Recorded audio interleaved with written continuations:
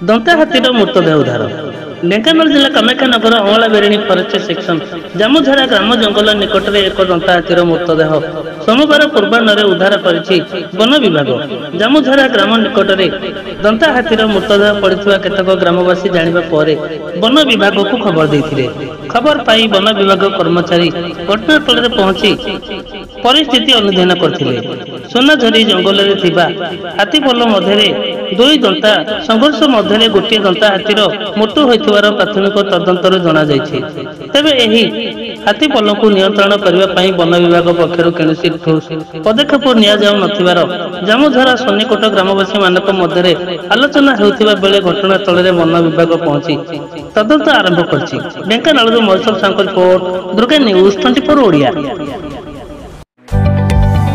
जदि आपंक आम भिडी भल लगा तेब आम चैनल को लाइक शेयर और सब्सक्राइब करने को जमा भी भूलु नहीं।